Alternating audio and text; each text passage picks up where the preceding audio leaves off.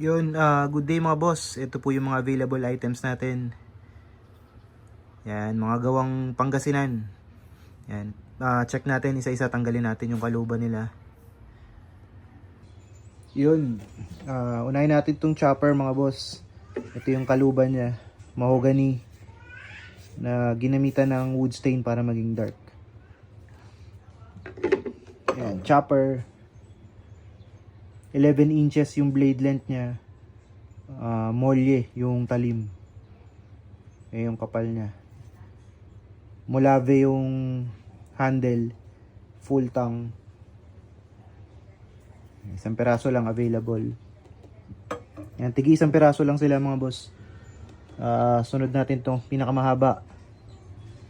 20 inches yung blade length. Molye yung talim.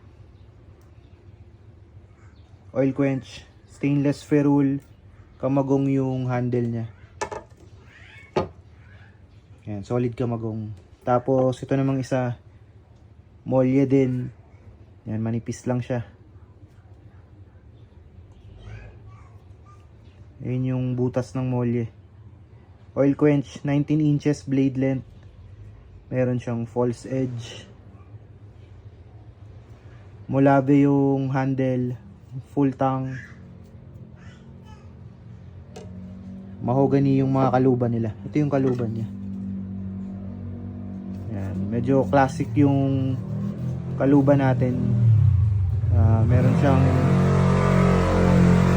suksukan ng tali or paracord. Yung iba paracord yung nilalagay.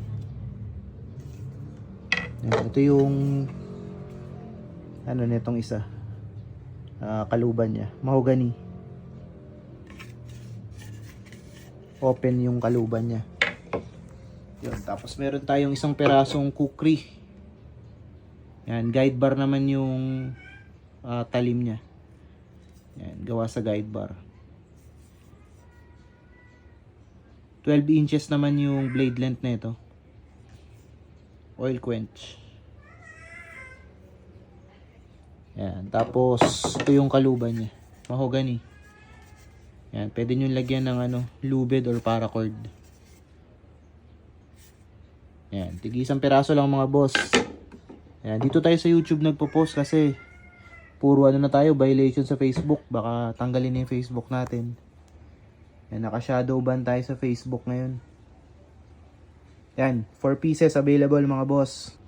Yan, mga boss, pwede nyo kaming i-message sa Viber, Instagram, tsaka Facebook.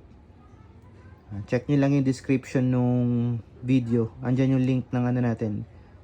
Facebook, Instagram, tsaka Viber. Para masend ko po sa inyo yung mga available items. Yan. Thank you mga boss. Salamat po.